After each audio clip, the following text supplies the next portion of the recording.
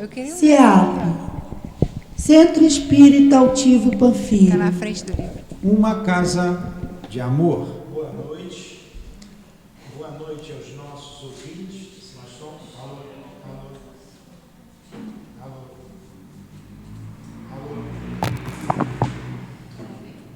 Alô. Alô. Alô, alô. Agora tá? Não.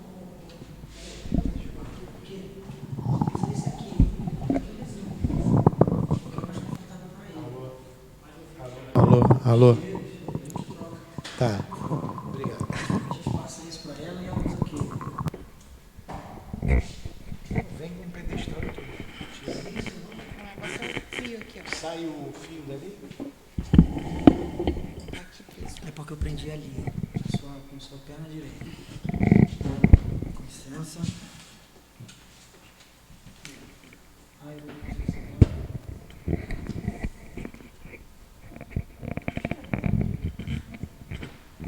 Por que ele não tá fazendo? Deixa eu ver o outro microfone. Tá com ele. Ah, eu prendi o Na cabo perna. ali de um jeito que eu não vou conseguir soltar agora, exatamente agora. Então vamos. Isolou. Não tem problema. Vamos lá. Fala, vai gritando. Não precisa.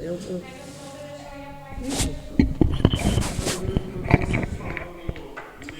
Não, fica aí. Eu boto aqui.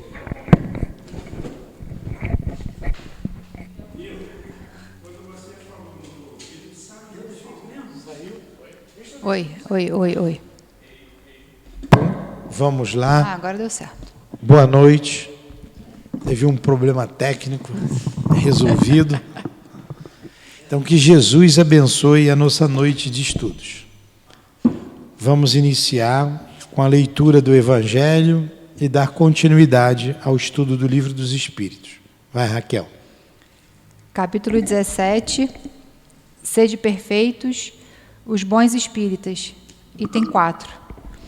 O espiritismo, bem compreendido, mas principalmente bem sentido, forçosamente conduz aos resultados acima mencionados, que caracterizam o verdadeiro espírita, assim como o verdadeiro cristão, porquanto um e outro agem da mesma forma. O espiritismo não cria nenhuma nova moral. Ele facilita aos homens a compreensão e a prática da moral do Cristo, dando uma fé sólida e esclarecida àqueles que duvidam ou vacilam. Muitos dos que acreditam nos fatos das manifestações, no entanto, não compreendem as suas consequências nem o seu alcance moral, ou, se os compreendem, não os aplicam a si mesmos. Por que isso acontece? Por uma falta de clareza da doutrina? Não, visto que ela não contém alegorias nem figuras que possam dar lugar a falsas interpretações. A clareza é a sua própria essência, é o que lhe dá poder, porque ela vai direto à inteligência. Nada tem de misterioso, e seus iniciados não são possuidores de nenhum segredo escondido ao povo. Faz a prece.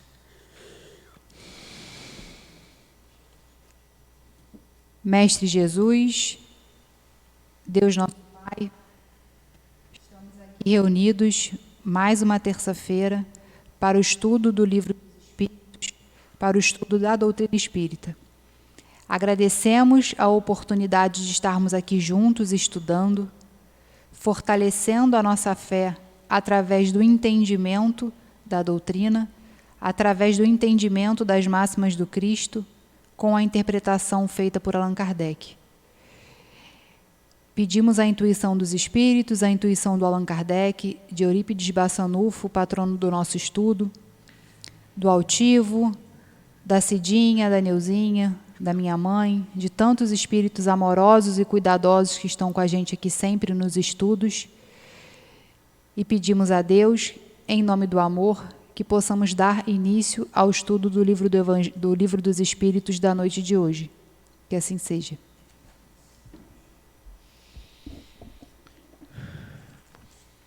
Muito bem. Vamos lá para a introdução número 12.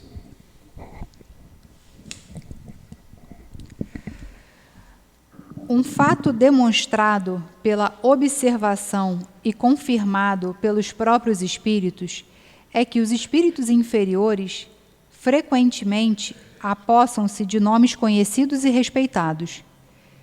Quem, portanto, pode nos assegurar que aqueles que dizem ter sido, por exemplo, Sócrates, Júlio César, Carlos Magno, Fénelon, Napoleão, Washington, etc., tenham realmente animado estas personalidades? Esta dúvida existe entre alguns adeptos muito fervorosos da doutrina espírita. Eles admitem a intervenção e a manifestação dos espíritos, mas se perguntam que certeza se pode ter de sua identidade. Esse controle é, com efeito, bastante difícil de se estabelecer. Se não pode ser de uma forma tão autêntica quanto por uma certidão de estado civil, pode-o pelo menos por presunção, conforme alguns indícios. Quando se manifesta o espírito de alguém que nos é pessoalmente conhecido, de um parente ou de um amigo, por exemplo, sobretudo se ele morreu há pouco tempo, acontece geralmente que sua linguagem está de acordo com o caráter que apresentava quando vivo. Já é um indício de identidade. A dúvida, porém, quase não é mais admitida quando este espírito fala de coisas particulares, lembrando circunstâncias de família que só são conhecidas do interlocutor. Um filho não se enganará certamente com a linguagem de seu pai ou de sua mãe, nem pais com a do seu filho. Acontecem, algumas vezes, nessas espécies de evocações íntimas, coisas surpreendentes que convencem o mais incrédulo. O cético mais endurecido fica, frequentemente, aterrado com revelações inesperadas que lhe são feitas. Uma outra circunstância muito característica vem em apoio da identidade. Dissemos que a caligrafia do médium geralmente muda com o espírito evocado e que esta caligrafia se reproduz exatamente igual, cada vez que o mesmo espírito se apresenta. Constatou-se inúmeras vezes que, para as pessoas mortas, sobretudo há pouco tempo, essa caligrafia tem uma semelhança impressionante com a da pessoa em vida. Tem-se visto assinaturas de uma exatidão perfeita. De resto, estamos longe de apontar este fato como regra e, sobretudo, como constante. Nós o mencionamos como digno de nota. Então vamos falar um pouquinho do que a gente leu. Esse item 12, a introdução número 12, está falando de quê? O que a gente leu até agora? O que vocês leram?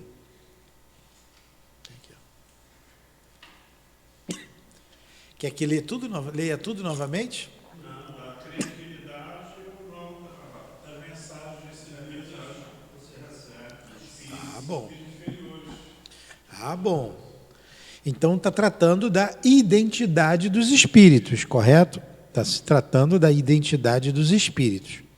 Como que eu vou saber que esse espírito é o fulano que está falando? É uma coisa difícil. Então ele colocou, como é que eu vou saber se é Napoleão Bonaparte? Se Júlio César baixa aqui agora e vai dar uma mensagem. É difícil. Eu tenho que analisar o conteúdo da mensagem. Se ela é digna de Júlio César, de Napoleão Bonaparte, o que ele falaria aqui.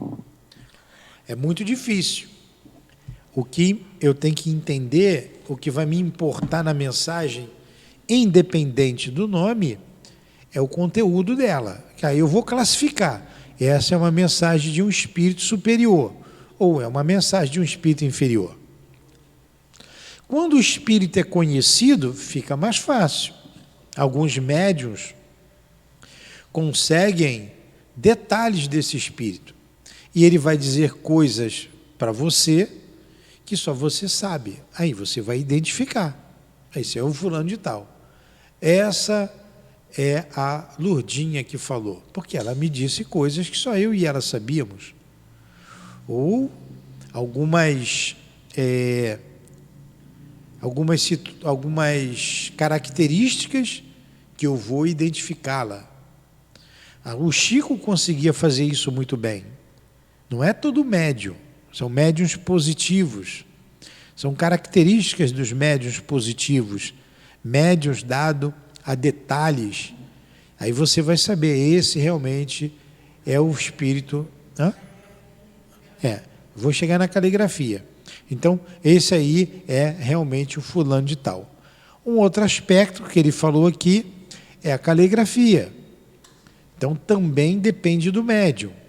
Ele consegue escrever exatamente com a caligrafia que ele tinha quando encarnado e assina, mais detalhes ainda, assinatura. No próprio filme do Kardec, pelo menos no filme, né? O Kardec, um dos indícios de convencimento dele é um texto que ele recebe de não lembro de quem era, mas é de uma pessoa famosa que ele leva para conferir em assinatura.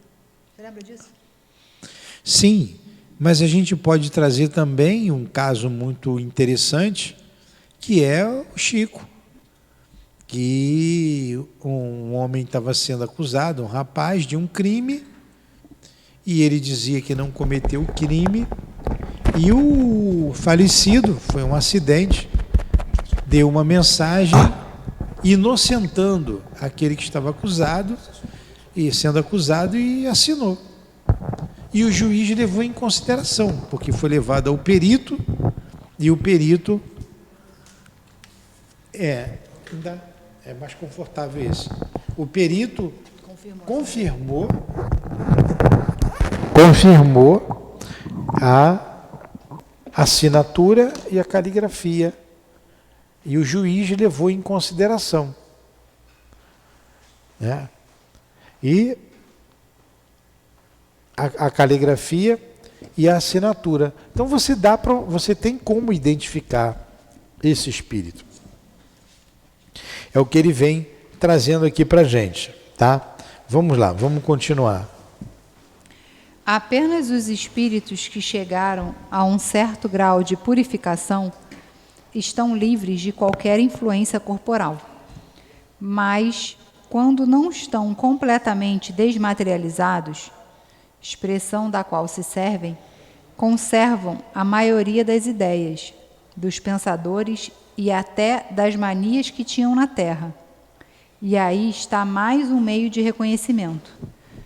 Mas encontramo-los, sobretudo, numa infinidade de fatos minuciosos que só uma observação atenta e regular pode revelar.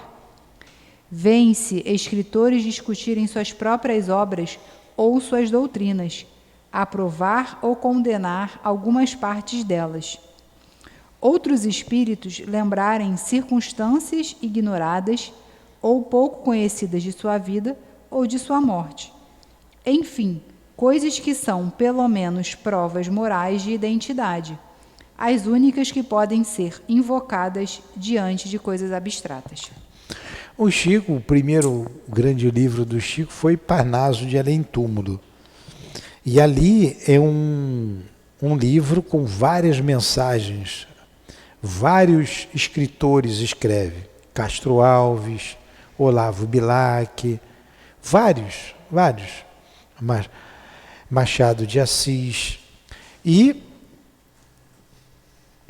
os peritos, analisando o estilo literário de cada escritor, não deixava a menor dúvida, Manuel Bandeira, de que era o espírito de Manuel Bandeira que estava escrevendo aquilo ali, que era o espírito de Olavo Bilac.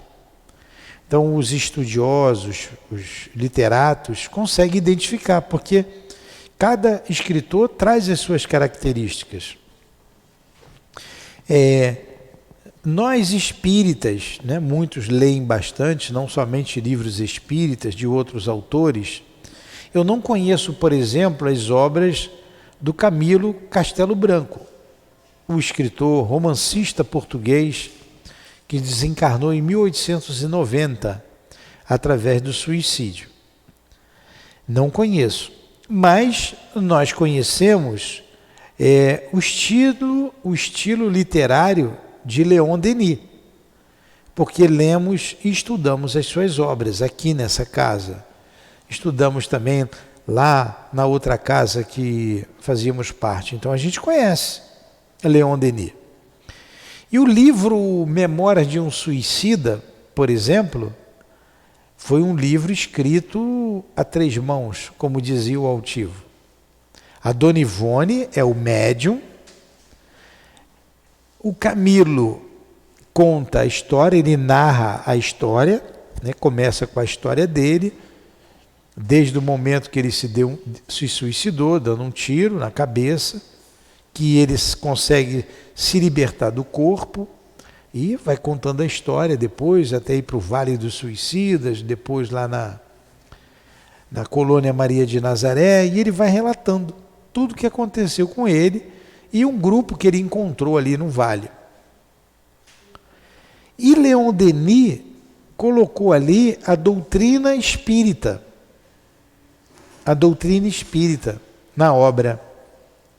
E no prefácio, Leon Denis diz que respeita muito a obra alheia e que ele não tem intenção nenhuma, e ele não fez isso, não mudou o conteúdo.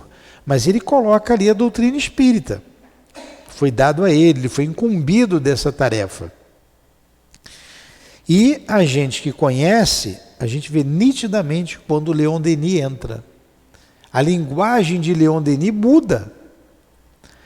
Eu não conheço o Camilo, mas a gente vai lendo, é o estilo dele. Eu não conheço as obras dele. Nesse livro, a gente acaba conhecendo o estilo dele. Um homem muito culto, palavras que você toda hora vai ao dicionário, e ele vem escrevendo, você está lendo. De repente muda o estilo. Entra uma linguagem mais leve, mais poética. Opa, aqui é Leon Denis. Então, em Parnaso de Além Túmulo, esses que conhecem esses autores, esses escritores, diziam, não tem como dizer que não é o fulano de tal. Se quem puder, né, ter esse livro em casa é muito interessante. Uma obra muito interessante. Parnaso de Além Túmulo, uma das primeiras obras do Chico. O Chico era um médium, né, bem conhecido. Era um médium que a gente diz, esse sim era médium, né? Tinha mediunidade ostensiva e características bem peculiares. Vamos lá, toca aí.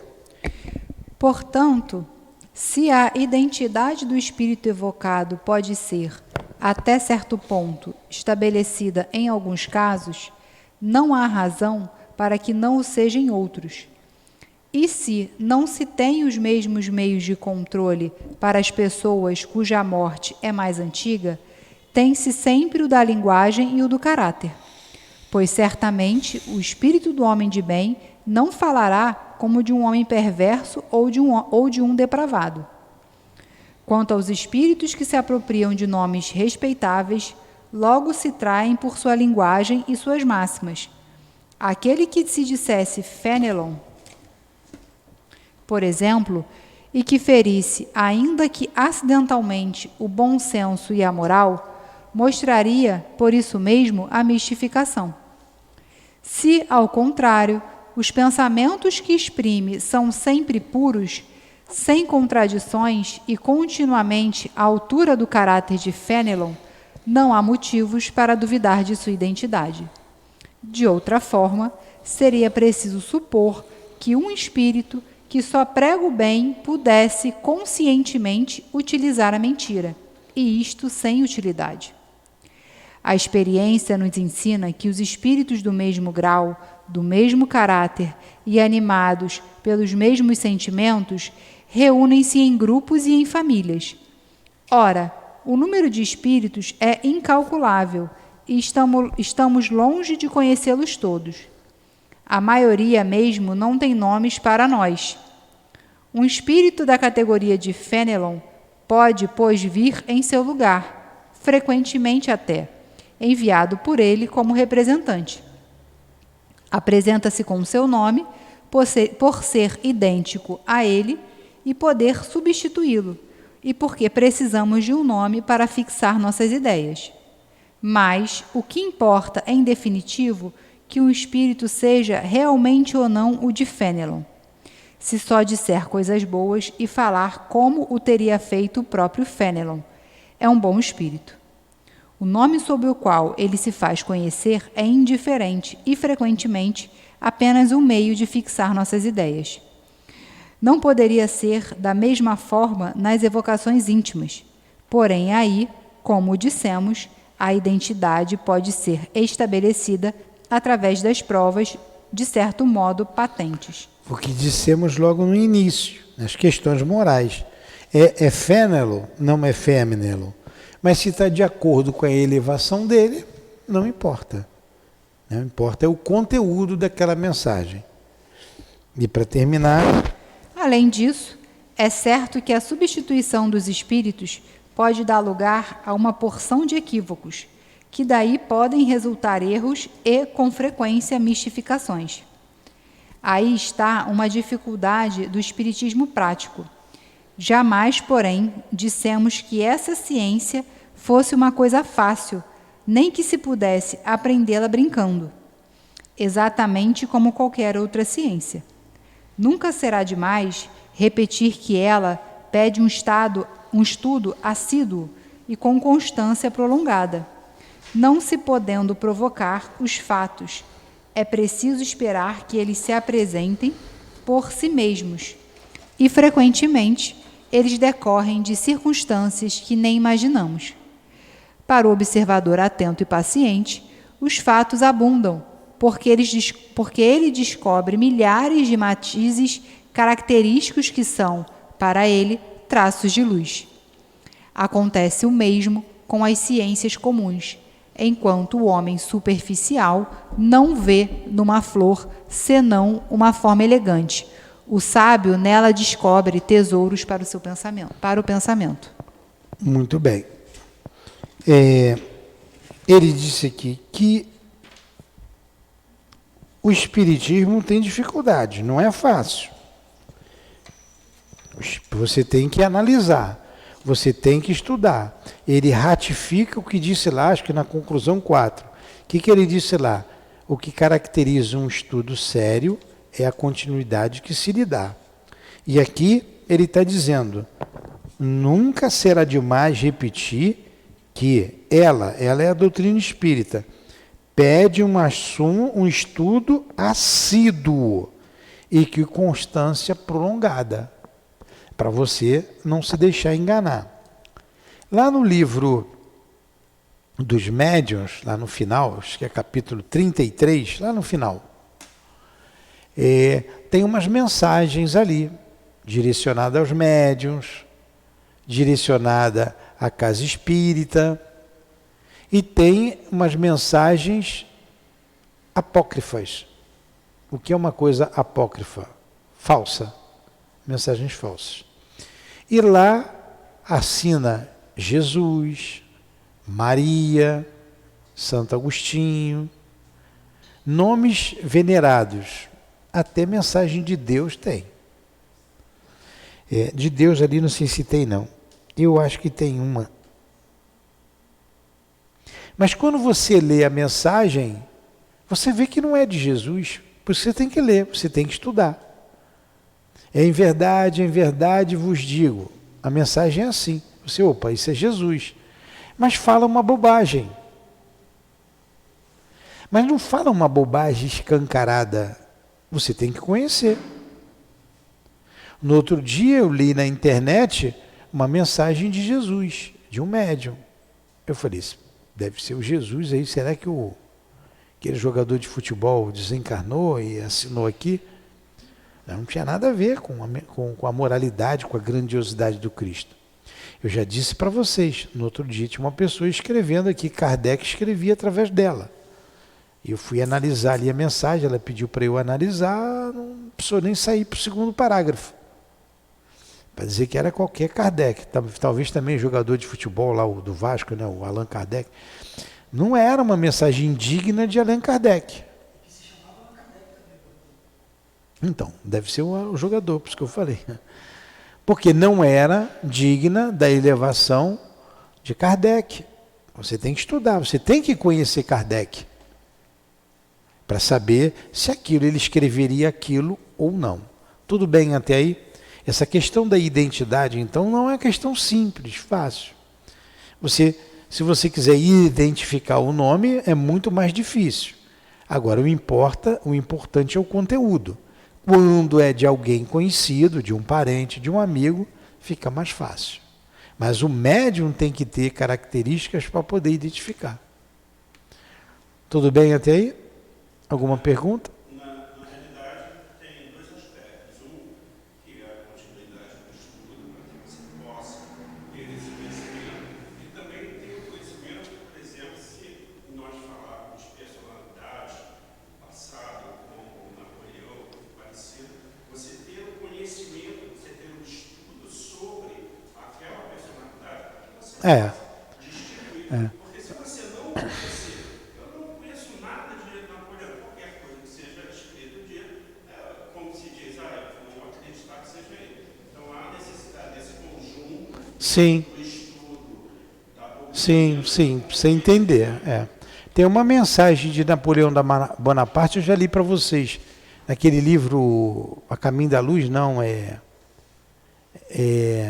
não sei que é luz, é do... Não, é do Fernando de Lacerda.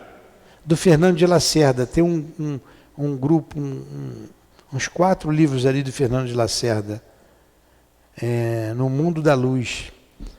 E são vários espíritos e ele vai escrevendo. Pai, a moralidade do médium também conta, né? Sim. Xavier vai dar mensagem por mim. Sim. Deixa eu só terminar esse raciocínio. E tem uma de Napoleão Bonaparte, muito interessante aquela mensagem, que mostra mesmo a personalidade dele. Muito interessante. Eu já li aqui para vocês uma vez. A Raquel está lembrando aqui da moralidade do médium. É claro que em toda a faculdade mediúnica, a moralidade conta muito. A faculdade é neutra. O médium é que vai dar qualidade àquela faculdade. Se ele tiver moralidade, ele vai ter acesso à ideia dos bons espíritos. Vamos lá, mais para frente a gente vê isso aí, a gente vai ver bem isso no Livro dos Médiuns. Tudo bem até aí? Alguma pergunta? Número 8. 13. Número 13. As observações acima nos levam a dizer algumas palavras sobre uma outra dificuldade, a da divergência que existe na linguagem dos espíritos. Sendo muito diferentes uns dos outros, os espíritos, do ponto de vista dos conhecimentos e da moralidade, é evidente que a mesma questão pode ser resolvida num sentido oposto, conforme a categoria que ocupem, exatamente como se ela fosse proposta alternadamente entre os homens, a um sábio, a um ignorante ou a um brincalhão de mau gosto. O ponto essencial, já o dissemos, é saber a quem nos dirigimos. Mas acrescentam como se explica que os espíritos reconhecidos por serem superiores não estejam sempre de... Não. Mas acrescentam como se explica que os espíritos reconhecidos por serem superiores não estejam sempre de acordo. Diremos primeiramente que, independente da causa que acabamos de assinalar, há outras que podem exercer uma certa influência sobre a natureza das respostas, abstração feita da qualidade dos espíritos. Isto é um ponto capital, cujo estudo dará explicação. É por isso que dizemos que esses estudos requerem uma atenção demorada, uma observação profunda, e como, aliás, todas as ciências humanas, sobretudo, continuidade e perseverança. São necessários anos para formar um médium medíocre, 3/4 da vida para formar um sábio, e se desejaria, em algumas horas, adquirir a ciência do infinito. Portanto, que ninguém se engane, o estudo do Espiritismo é imenso. Ele tem relação com todas as questões da metafísica e da ordem social. É todo um mundo que se abre diante de nós. É de admirar que se precise de tempo, de muito tempo, para adquiri-lo? Aliás, a contradição nem sempre é tão real quanto possa parecer. Não vemos todos os dias homens que professam a mesma ciência variarem na definição que dão de uma coisa, seja porque utilizam termos diferentes, seja porque a encaram sob um outro ponto de vista, embora a ideia fundamental seja sempre a mesma? Que se conte, se for possível, o número das definições de gramática que têm sido dadas. Acrescentamos ainda que a forma da resposta depende muitas vezes da forma da pergunta. Portanto, seria pueril encontrar uma contradição, onde geralmente só há diferença de palavras. Os espíritos superiores não se preocupam absolutamente com a forma. Para eles, a essência do pensamento é tudo. Vamos falar um pouquinho, né? Os espíritos são diferentes uns dos outros, então tem diferença na moralidade, no conhecimento. Tem um fator preponderante que ele colocou aqui, a quem dirigia a mensagem. Em toda mensagem espírita tem um tripé. Um tripé. A quem é dirigida a mensagem, quem é o público, quem é o médium e quem é o espírito que fala. 3 coisas. Quem é esse médium? Como que é a vida dele? Qual a reputação dele? Qual a experiência que ele tem? Ele é experiente, quer dizer, ele tem, além da faculdade, ele tem conhecimento? Então vamos pegar o Chico, a nossa referência, né, bem pertinho, que todos conhecem. Olha, muita credibilidade. Eu podia dizer o mesmo do Altivo, do Divaldo, mas nem todos aqui conheceram o Altivo. Então olha o Chico, um homem simples, humilde, moralidade elevada. Ele se dirigia a quem? A um público que queria estudar, que queria aprender. Os livros deles é para quem gosta de estudar, quem quer aprender sobre o mundo espiritual. Então, que espírito que fazia isso? Pela linguagem, pelo esclarecimento, é um espírito elevado. Agora eu boto um copo aqui e vou perguntar. Eu vou me casar? O copo não respondeu nada. Já casou, não tem por que responder. Aí eu vou botar um sim, vou botar um não. Né? Tem resposta. Vou perguntar, deixa eu ver, quem é que está solteiro aí? Eu. Raquel. Sim, não. Raquel vai casar? Então você... Não vou responder não, tá, Raquel? O copo, que espírito que vai movimentar esse copo para lá ou para cá? Por uma pergunta tão fútil. É o Dr. Bezerra de Menezes? Então, a quem o público? Ó, o público. E eu que me dou esse tipo de trabalho. Eu vou fazer esse tipo de trabalho? É o mesmo princípio. Aí eu botaria a minha tendinha, vovô Pai Newton José, faz-se casamento, desmancha-se casamento, traz a esposa de volta, o marido de volta, agora com o WhatsApp, em um dia, eu vou ganhar meu dinheirinho. Olha só, quem é que vai me procurar? Ah, vai...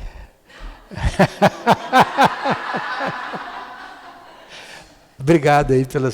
Então, olha, o público que vai me procurar, que tipo de espírito vai estar me assessorando para responder essas perguntas, que quem paga, pergunta o que quer. Está pagando, vai pedir também o que quer. Pode me pedir coisa boa, pode me pedir coisas escusas. E se eu estou cobrando... Né? Ela tem o direito de ter o serviço que ela está pedindo. Isso pode dar até caso de polícia, processo. Né? Que ela pode chegar e reclamar. Eu paguei para ele e ele não me atendeu. Uma obsessão. Né? Então você veja que tipo de espírito que está aqui, que tipo de médium e que é o público que vem até o médium. Por isso esse tripé. Estão entendendo? Tá, ele falou aqui. Continua. Tomemos como exemplo a definição de alma. Por não possuir esta palavra acepção única, os espíritos podem, assim como nós, divergir na definição que deem dela. Um poderá dizer que ela é o princípio da vida, um outro chamá-la de centelha anímica, um terceiro dizer que ela é interna, um quarto que ela é externa e etc. E todos terão razão nos seus pontos de vista. Poder-se-ia até acreditar que alguns deles professem teorias materialistas, e todavia não ser assim. Acontece o mesmo relativamente a Deus, que será o princípio de todas as coisas, o Criador do universo, a soberana inteligência, o infinito, o grande espírito, etc. Definitivamente será sempre Deus. Citemos finalmente a classificação dos espíritos. Eles formam uma sequência ininterrupta, desde o grau inferior até o grau superior. A classificação é, portanto, arbitrária. Um poderá fazê-la em 3 classes, outro em 5, 10 ou 20, à vontade, sem que por isso esteja errado. Todas as ciências humanas nos dão o exemplo disto. Cada cientista tem o seu sistema. Os sistemas mudam, mas a ciência não muda. Quer se aprenda a botânica pelo sistema de Linné, de Jussot ou de Tonefort. Não se saberá menos botânica por isso. Deixemos, pois, de dar às coisas puramente convencionais mais importante do que merecem, para nos ater apenas ao que é verdadeiramente sério. E, com frequência, a reflexão fará descobrir, no que parece ser, o maior disparate, uma similitude que havia escapado a um primeiro exame. Ficou bem claro isso aí? Às vezes o espírito, estamos entrando em contradição. E quando o espírito é elevado, ele não entra em contradição.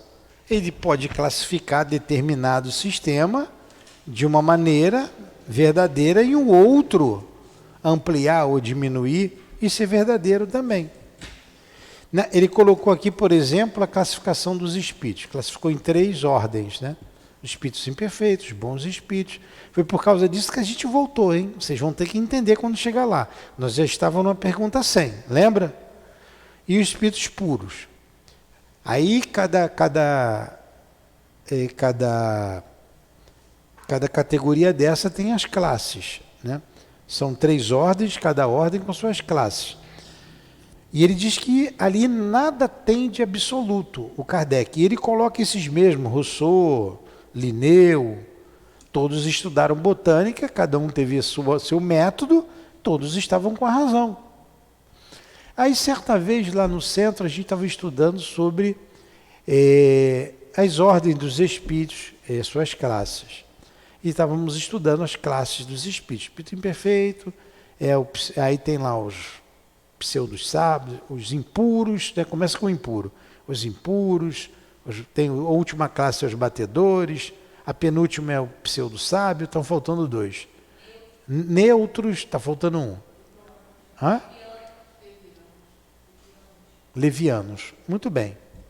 Aí o espírito Baltazar, através do altivo, acrescentou mais umas 3 classes. E eu achei muito interessante. A gente pode colocar nessa classe dos imperfeitos, por exemplo, os espíritos vingadores. Eu nunca tinha ouvido falar. Eu já vi vingadores ali. A Dona Ivone vai falar no livro dela, que nós vamos estudar. E ele disse quem eram os vingadores. O espírito Baltazar estava errado? Os espíritos que trouxeram aquela classificação para o Kardec estavam errados? Não. Ambos estão certos. Ele apenas destrinchou um pouco mais e colocou os espíritos vingadores e definiu quem eram os espíritos vingadores. Eu lembro que ele colocou mais umas 2 categorias de espíritos na ordem dos imperfeitos. Não estava errado, estava certo. Por isso que a gente tem que estudar, a gente tem que ter conhecimento, estudar continuamente para poder entender e classificar os bons, discernir os bons dos maus. Tá? Alguma pergunta?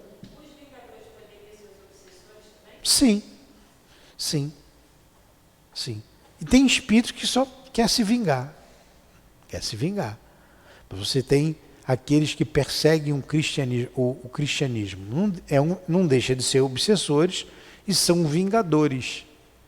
E eles não querem saber se você está se dedicando ou não está se dedicando. Eles têm um alvo. O alvo é destruir o cristianismo. O motivo deles lá. E vão se vingar. Montam grupos, verdadeiros grupos. Vocês não sabem o que é o mundo espiritual, vocês não têm noção. Mesmo a nossa que estudamos é muito pequena. O mundo espiritual é perigosíssimo. É perigosíssimo. Vocês vão lá agora de noite, não precisa ser agora. Eu ia falar uma comunidade, mas não vou falar não, porque vai que tem alguém estudando lá. Na Central do Brasil, Pronto, vocês vão passear na Central do Brasil agora de noite? Não dá, né? Não dá. Ali por trás ali do antigo prédio do Ministério do Exército, é bem em frente à Central, né? Ali na prefeitura. Ali o Panteão. Nem me pagando, então, como é que está ali hoje? Você não vai em determinados lugares, determinadas horas da noite, de dia já fica difícil, porque você sabe que é perigoso. Você pode até perder a vida. Isso é pinto para o mundo espiritual. É pinto. É um funil. A boca menor é aqui na Terra, o que tem aqui, de bom ou de ruim. E a boca maior, o lado maior do funil, é isso ampliado no mundo espiritual, de bom ou de mal. Como o planeta Terra é um mundo imperfeito, um mundo inferior, de provas e expiações, o mal é maior do que o bem. E no mundo invisível é terrível. É terrível. Se um espírito, seja ele encarnado ou desencarnado, cai nas garras de determinados grupos, o retorno é difícil. Demorado. Pode levar séculos, até milênios.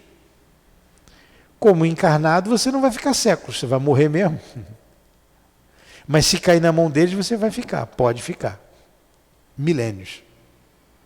A gente já teve caso aqui de trabalhos, de atendimento, de suicidas, lá de 2.600 anos antes do Cristo. Preso nas mãos dessas falanges malvadas do mundo espiritual. Reze antes de dormir, hein? Rezem, pede para Papai do Céu proteger. Porque é difícil o outro lado. Pede para a gente ir para um lugar bom. Um lugar bom é vir estudar aqui. Estudar. Tudo bem até aí?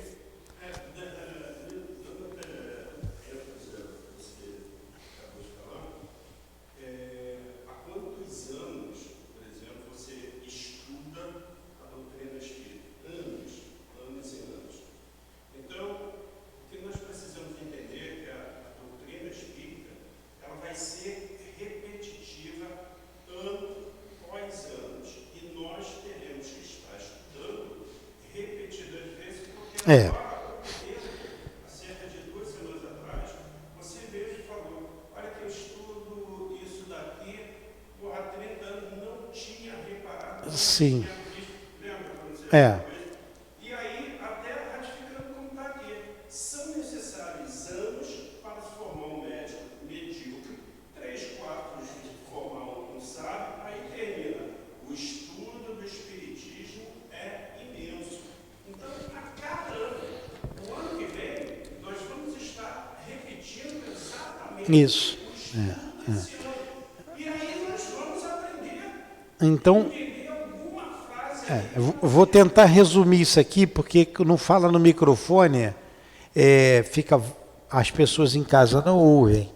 Ele está dizendo da necessidade de se estudar isso muitos anos para a gente compreender. Como disse aqui, ele falou que o que caracteriza um estudo sério é a continuidade que se lhe dá.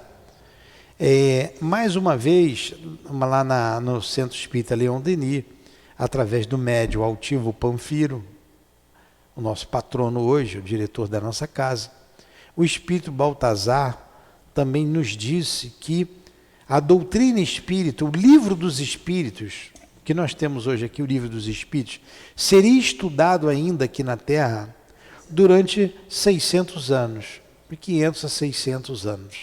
Vai ter outro depois? Não, sem que tenhamos novas informações.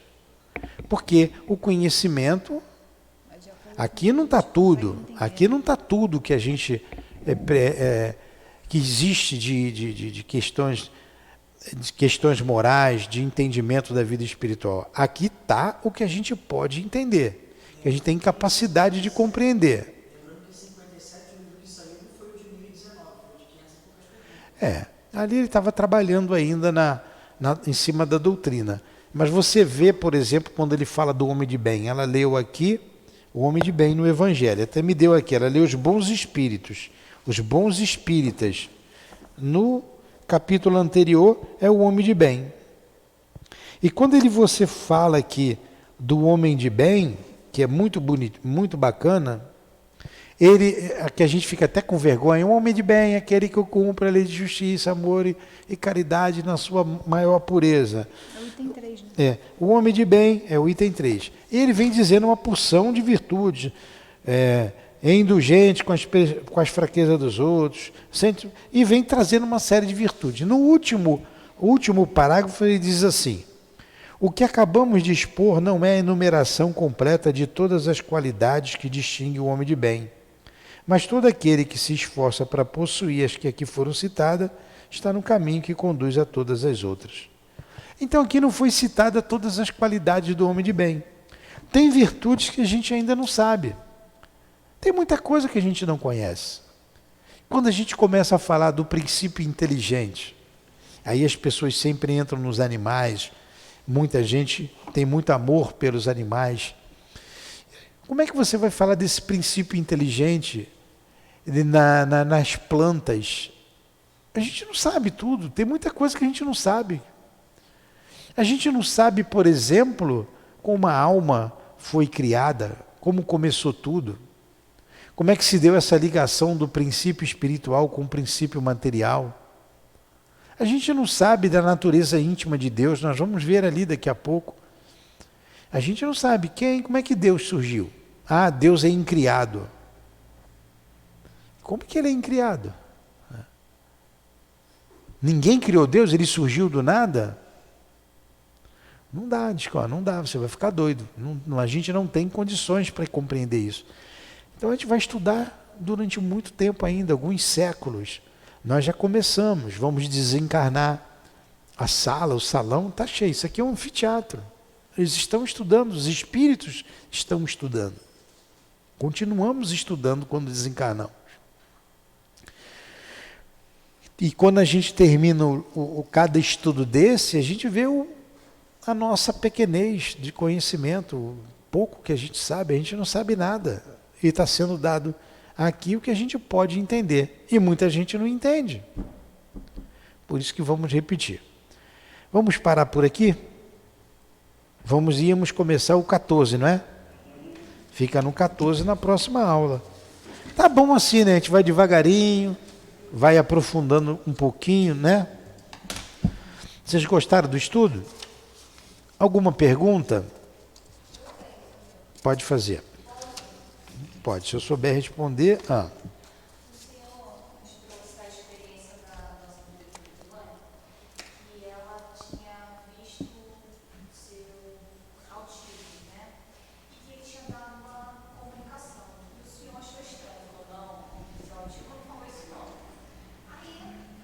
Peraí, eu disse que a Dona Ivone, que o Altivo tinha dado uma comunicação, tá?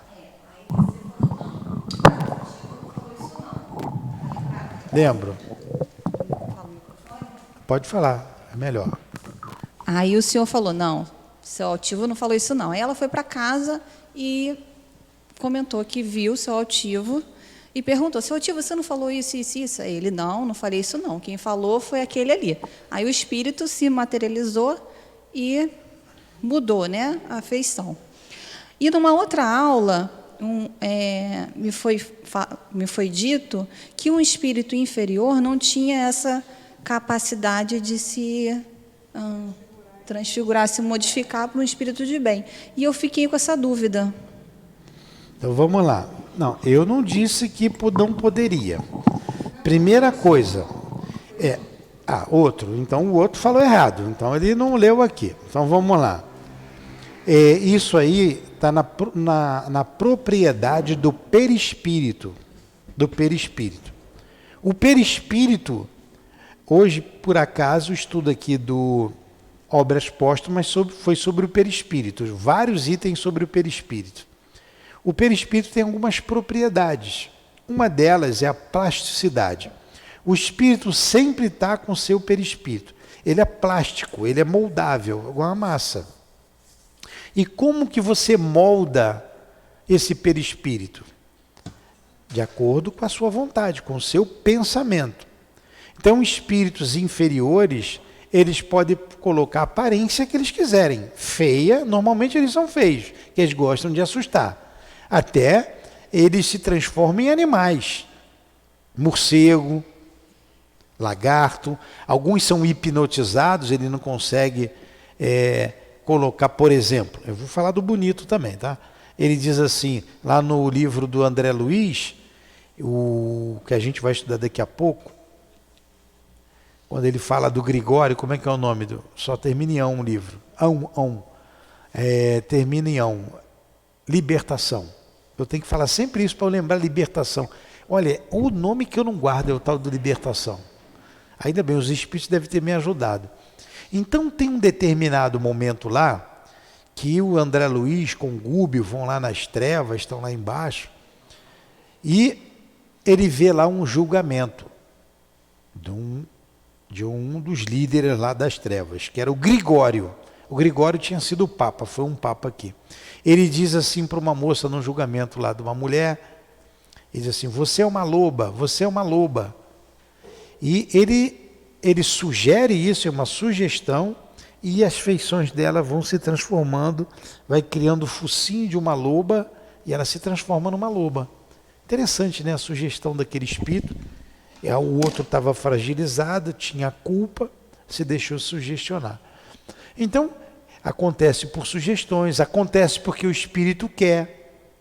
Mas quando ele quer enganar, ele coloca também uma aparência de um nome conhecido para poder enganar. Sabe que o médium tem a vidência, ele sabe. Então ele vai dizer assim, ele acredita no altivo.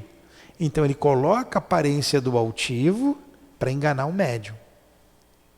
Ele coloca a aparência que ele quiser, mesmo sendo inferior.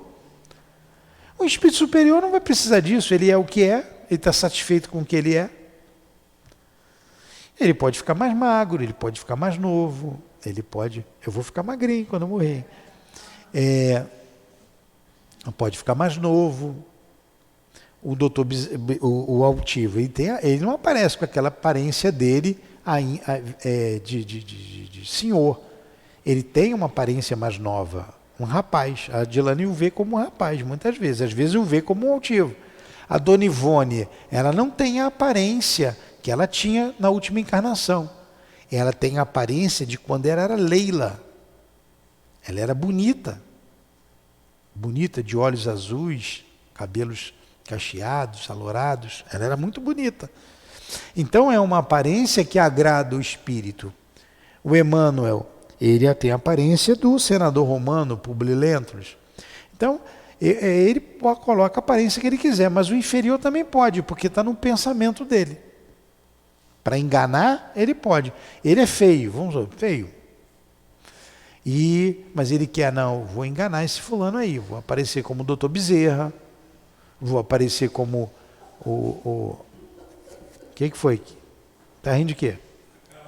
Cara feia? Depende da vontade dele. Entendeu? Explicou agora?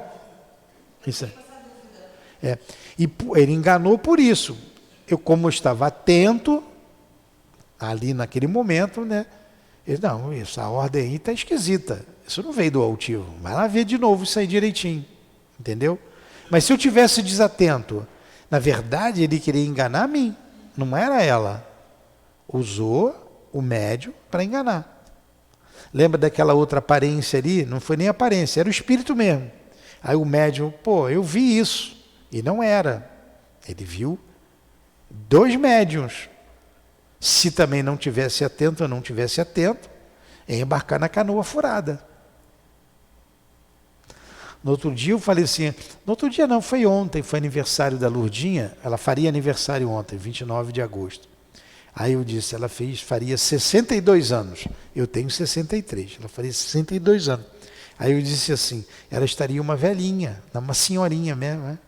Idosa, cara de velhinha. Falei no carro brincando. Aí daqui a pouco a Dilane falou assim, ela está rindo, ela disse que não está velha não, que ela está nova, quem está velha é o senhor. Então, ela não quer aparecer, mas como mais lhe agrada. Não quer aparecer, ele fica como mais lhe agrada, a aparência que mais lhe agrada, né?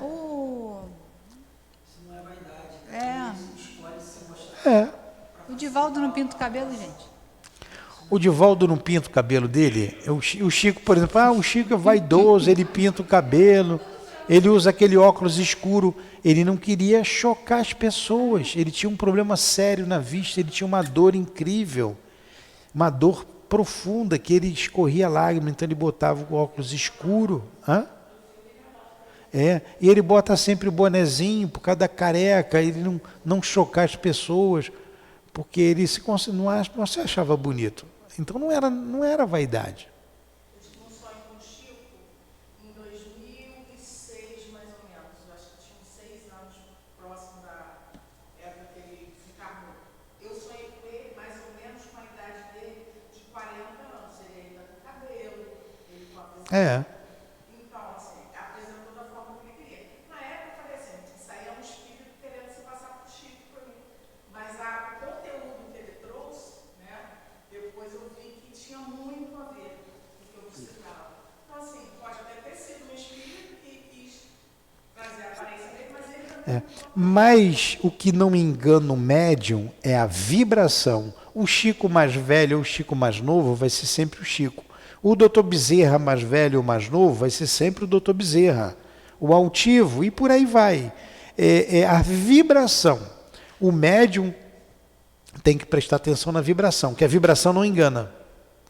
E ele vai sentir a vibração. É uma vibração boa, agradável. Poxa, essa é a vibração do Chico.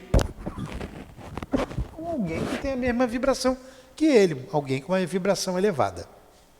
Tá?